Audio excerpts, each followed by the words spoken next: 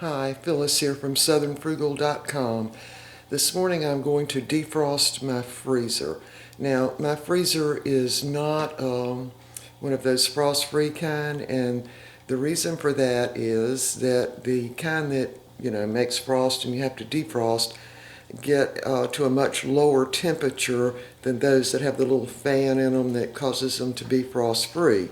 They also cost a lot less to run, but they do have to be defrosted, and I do mine, I'm going to say 3 times a year, sometimes 4, because I really open that freezer door at least once a day, sometimes twice a day, because I probably freeze more stuff than any other way, and because it's just the two of us, it makes it a lot more frugal to make meals for like 4 or 6 people or even more, and then freeze them. And then it's also convenient, because then when you want a meal and don't feel like cooking, you just pop something out of the freezer, throw it out in the microwave, and you've got a meal. So anyway, we're going to do this, and I've got you all on a tripod. I hope you don't mind. And I'm going to show you how I empty it and what I do with the food while the frost is melting off.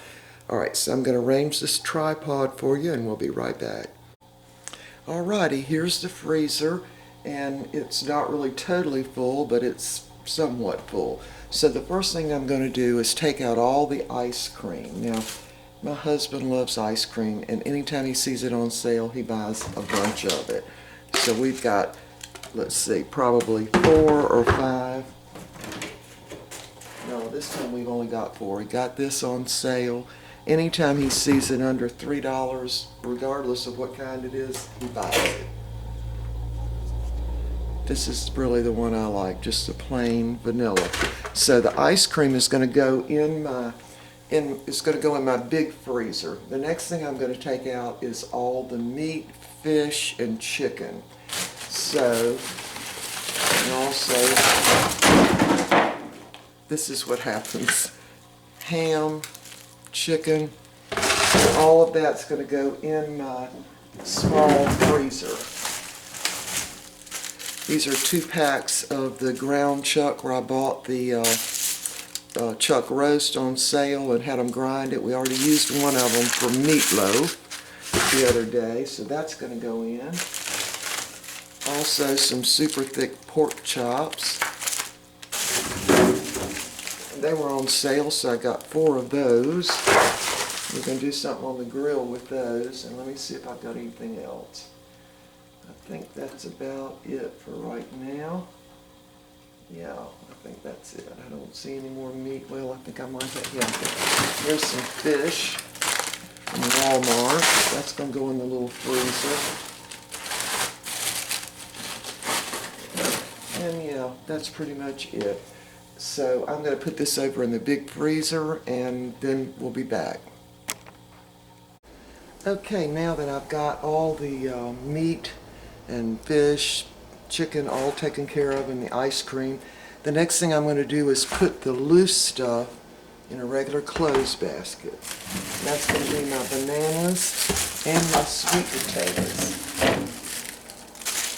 So just take those out, pile them in this basket. Now, if my freezer was smaller, I probably could use our big cooler.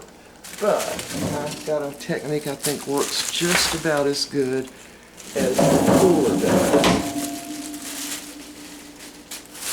Alright, that's all the bananas. Let me give you a look at that. See, I'm putting them in the clothes basket. Alright, next, the sweet potatoes. These were from a bushel of sweet potatoes, so I'm going to pile those down in there. Of course, this clothes basket's going to be pretty heavy now, once I get all these in. So I keep these in the door, really, because there's no other place for them. Now I have, of course, cut it off and unplugged it.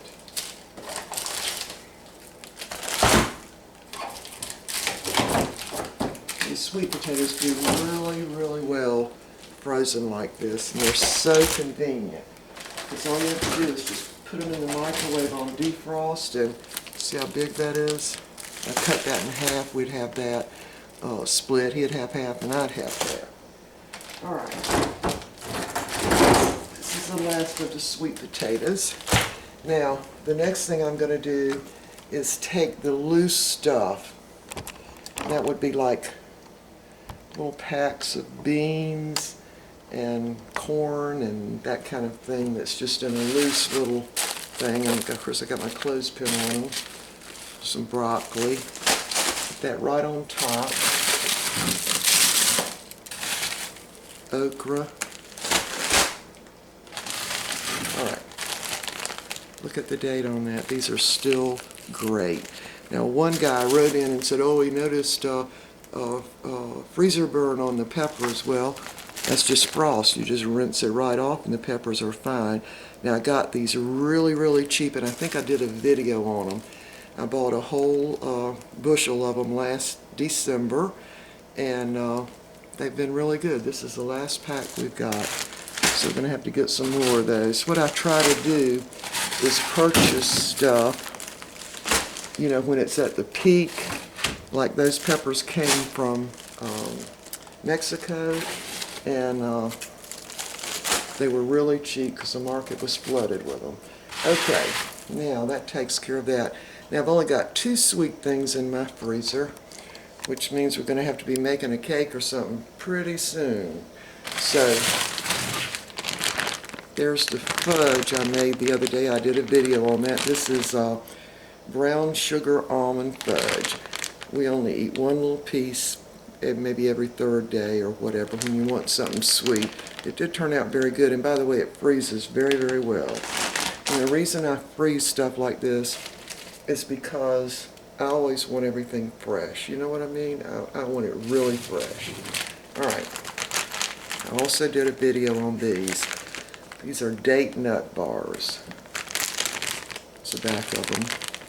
Got powdered sugar on the top of them. We got 2 of those left. So we're really, really running low on sweet stuff.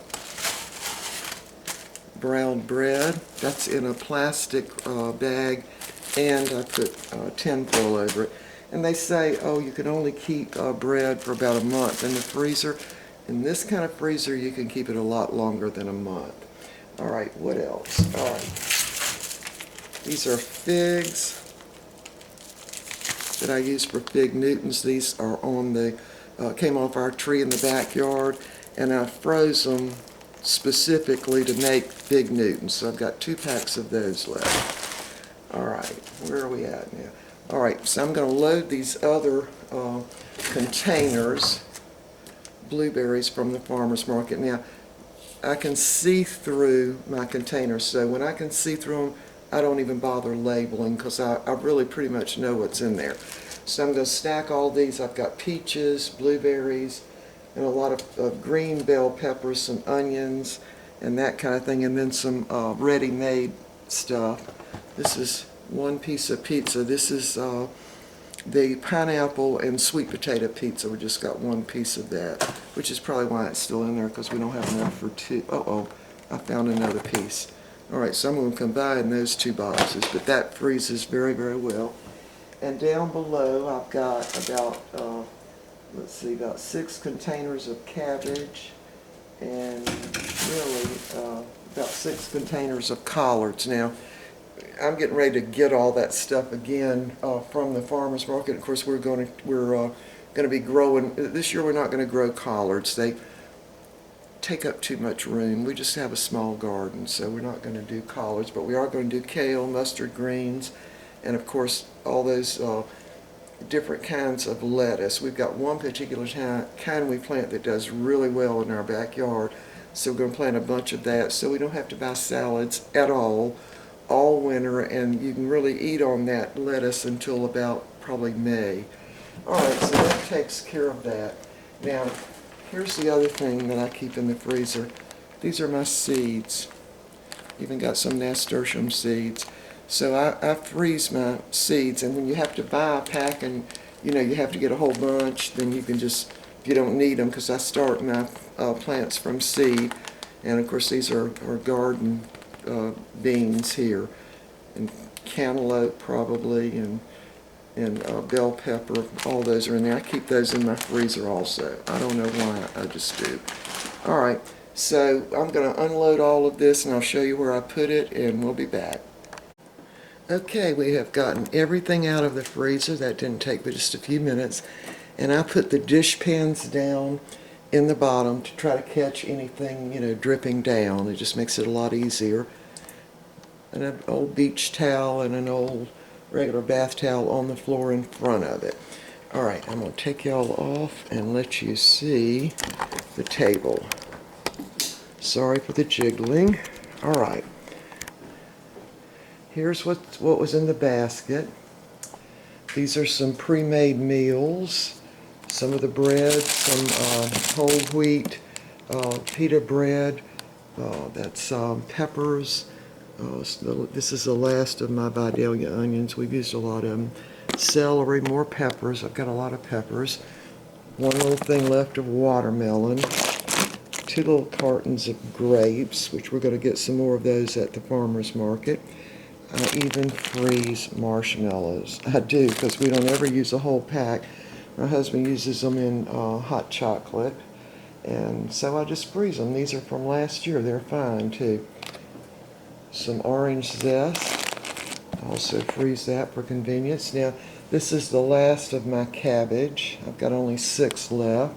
A few peaches, one little thing of applesauce. I even freeze the ice cream little cups that you use and put those in the door. Last of the pita bread, collards, blueberries, and this is peaches right here. Those were done in July. More peaches. I don't know why I didn't put those in the other kind of containers. Speckled butter beans, and I got these from the farmer's market, and they were grown by a farmer in, let's see, I can't remember the name of the town, Aiken, I believe, which is just a little south of us. His wife blanches them and then flash freezes them, and they are quite delicious. Of course, there's the basket with all the loose stuff. We got some spring rolls. I think there's one thing of puff pastry in there. I even freeze potato chips. I also freeze those tortilla chips, Tostitos chips. I just freeze them because there's only the 2 of us, and I really like to get stuff out that's fresh. Alright, so there's the haul on that. I put my dish pans in. It'll be probably about 30 minutes, and all this frost will have melted. Now, it wasn't really that bad. By the way, there's my utility closet behind the door. There's my dust mops and my 2 vacuum cleaners. And I think that's my sewing machine down there. Ironing board. Anyway, when this kitchen door is open, of course, it makes it like a closet because you can't see any of that. Old houses are famous for not having closets. Okay, so here it is. And this freezer, I'm going to have to sneeze. Be right back. Okay, God bless me for the sneeze. Alright. Okay, let me just explain about the freezer now. This freezer is, I'm guessing, about 4 years old. And before this, we had a chest freezer. I bought the chest freezer at Lowe's, and I bought it for $125. And then when I sold the chest freezer, it was one of those, it wasn't a real small one, but that next size up. And I sold it for $125, so that worked out really well. Of course, now I wish I had it back, because I'm always running out of freezer space. But anyway, here's what I wanted to tell you about these. Let me turn this around. Sorry. Okay.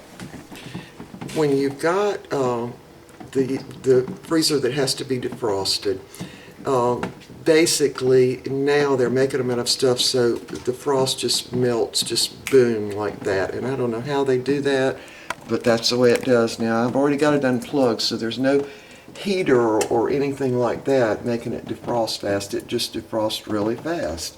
And of course my freezer wasn't bad this time, but the reason I'm doing it is because we're getting ready to get some oranges also, and I forgot what else we're going to get. Lemons, and if I can find the thin skin lemons, we're going to get lemons. And we're going to get grapes, and they're going to take up a little bit of room. So anyway, after this defrost, now all I do once it all melts is simply take a rag with a little bit of just dish detergent, wipe it out a little bit, and then rinse it and then dry it. And that's the most important thing, having it completely dry when you put all this stuff back in. Now, here's the other thing I'm going to do. Let me turn it around again. This is a down comforter. This is just a regular comforter. What I'm going to do is put that down comforter over every bit of this, and it'll be sitting here for about 30 minutes. And then it all goes back in, and of course I'll organize it. So again, down comforter, and if I need it, an extra blanket there. And it works just as good as using one of those little chest things, you know, that you use. I can't think of the name of them. I'm really getting old, y'all. All right, anyway, so we're going to cover this up, and we'll be back in about 30 minutes. All right, I did want to come back. It's been about 10 minutes, and I wanted to show you how fast this is. I use a little brush. Now, I don't even use this back little thing because you don't want to pierce or hurt any of your little tubes where all that gas runs through. So I just use this kind of brush and just help it along a little bit by getting that ice off with the brush. And this is a top shelf, so the top shelf is usually going to be the one that has the most condensation on it, or ice. So I just take it underneath, go like that. And keep doing that.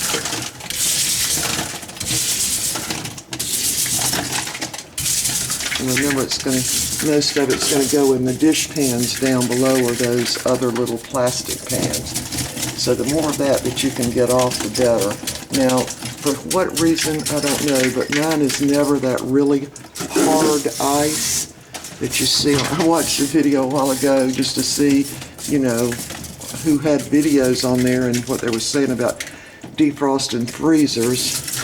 And this guy had a hammer, and he had the hammer, and he was going bang, bang, beating on it, which is a real good way to mess your freezer up, because those little coils right there are the ones that have the gas in them, and if you puncture one of them, you're going to ruin your freezer.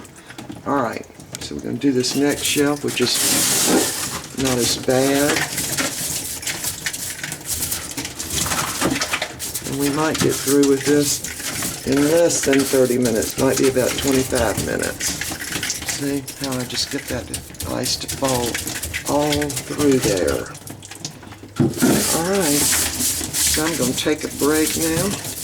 We'll be back in probably about 20 minutes. I'm going to be wiping this out, and then we'll be putting the food back in. So we'll be back in just a few minutes. Okay, it's been about 30 minutes, and what I've done is cleaned it out with a little mild soap and rinsed it, and then I have thoroughly dried it, or at least everything I see. Any little speck of water, I dry it off. Now, I did want to mention this. I forgot to tell y'all this. The thermostat is located right here. And one time when I defrosted this, the thermostat kept cutting off and on. Did that, you know, several hours. So I thought it might be because water had run down and maybe gotten in it. I really wasn't sure. So after that, I just cover that up with a dish rag, just so the water doesn't, you know, actually run down in here. And that might not have been what caused that. I really don't know. But anyway, I just do that sort of as a precaution. All right, now here's the table with all the stuff. And of course, I've got some in the little freezer of the refrigerator. And this is a down comforter. I've got it on top of a comforter. And I'm going to load this stuff back in the freezer now, and we'll be back. Alrighty, we have got everything loaded back up. There's the door. There are my sweet potatoes down in that little bottom basket type thing. The bananas are right down in the bottom. There's the meat, and it's on the lowest shelf. We've got cooked cabbage, and behind that's collards. There's my loose bags of stuff. A little bread in there. And over here on this side are convenience foods. That's meatloaf, and I think I've got some dirty rice, and maybe one thing of, I don't know if that's gullah rice, peppers and onions, sweet stuff, very, very important. There's the fudge, and I see one of my long hairs on top of it.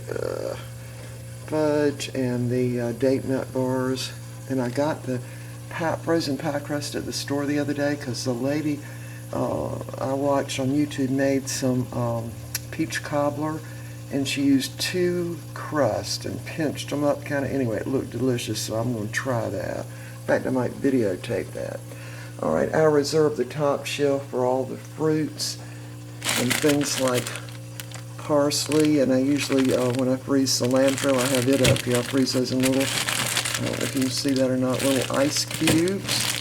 And so I've got peaches and blueberries back there. So we've only got 2 little things of grapes. So I'll be getting some more of those red grapes. And we're probably going to be buying some kale, plus we'll grow kale because that's our favorite. All right, here's the door. Everything's back in and all clean. All right, now I wanted to talk to you a minute. Let me just turn this around real quick. Oops, sorry about that. All right, I wanted to tell you that I have gotten on Facebook. I don't know what I'm doing there. So if you would, follow me on Facebook. Not that there's anything to follow right now, but if you do that and I don't, agree to be your friend, it's not because I don't want to, it's because I don't know how to do that. So my husband's going to show me today now. He was going to show me yesterday, but he's retired, but he's a writer is basically what he does. So I wanted to give him a plug too, by the way, for the books. But anyway, he didn't have time to help me yesterday. And this morning when he said he could help me, I said, well, I'm defrosting the freezer, so that didn't work either. But anyway, at some point I'm going to learn Facebook and know how to do it, okay? So if you go there and I don't befriend you or whatever they call it, it's not because I don't want to, it's because I don't know how to do it. So anyway, all right, but what I want to give him a plug for his books. Now, he's written, let's see, I think 5 books, and here's the thing. If you want to, now these are, how will I say it? These are, I don't want to say religious books, they're Christian books, but they're more, they're not like stories or anything. They're like tracing the origins of from Abraham, and it's a really interesting book. The one that's for free right now, and it's called City Dwellers. I think I wrote me a little note. I think it's over 300 pages. Yeah, that's the one. It's over 300 pages. Anyway, if you go to Amazon and just look up Dr. Ernest W. Stokes and look down there under the books for City Dwellers, it's free now, and he offers them for free every 90 days, and they're free for 5 days is what I understand. But anyway, this book is very good. Now, how do I know? Not because I read it one time. It's because I read it 9 times. Yeah, I had to help him proof them. I didn't read it 9 times. Me and him together proofed it 9 times. I mean, it just takes a lot, to get a book published. It really does. So anyway, the books, the hardbacks are for sale, I think, too, on Amazon and other places, bookstores and all. But anyway, I wanted to tell y'all this because if you're Christian and you're interested, in reading books like that, you can get it for free. You can download it on your computer, I think, and I know you can download it on Kindle.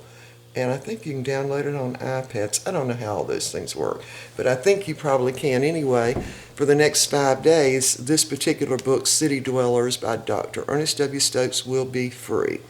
And again, I wanted to mention Facebook. Y'all, I mean, I don't understand how it works, okay? And I'm having trouble filling it. Well, I've got the things filled out, and I finally got a picture loaded. I figured out how to do that, but this nice lady from Lincoln, I think Lincoln, North Carolina, is one of my friends now. So I was so proud that, somehow we did that right. I don't know how, but we did.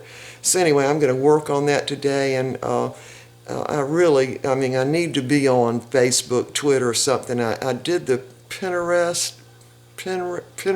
yeah, the other day, and that didn't really appeal to me. I don't know why. I just didn't particularly like it, but I did join. But the girls at the dental office that do the teeth cleaning were telling me I should join that. So I came home and joined it. Now, that one wasn't hard. But Facebook, I'm sure it's just simple as can be. Simple as can be. And I'm just trying to make it complicated. But anyway, my husband's got a Facebook account, and I usually, like from the kids and everything, I usually find out what's going on with them through him telling me. I don't really look his up either, but he definitely knows how to do it. We've just got to get together here. All right, so anyway, I wanted to put the video up on defrosting the freezer, and I did because I looked up some of them. And that one guy had a hammer. He did. He was hammering the ice off, and no. That is definitely not the way you do it. But anyway, the newer freezers now are very easy to defrost, and I'm not sure why, but that frost just comes right off. So it took me probably 30 minutes to defrost this. Now I was working fast, okay? But anyway, there's nothing, that got thawed out or anything. And the main reason for that is I put it on a comforter, all that food on the table, and I put a down comforter over it, which y'all probably know it's really good. It's like putting it in a little freezer chest, only I don't have a freezer chest big enough to put all that in. And I put my regular meat, fish, chicken in the refrigerator freezer, just because I don't want them to thaw out even a little bit. So anyway, I didn't mean to make this so long, but y'all check out my husband's books. I mean, I should have given him plugs a long time ago. I just never thought of it. But anyway, this time City Dwellers is free on Kindle for the next 5 days. It's like a free download. Now, this book is big. He told me, I think he said it was 320 pages. It's a very good book. And if you're a Christian, it's something I'm sure you would be interested in. Okay. All right. We will see y'all next time. Bye.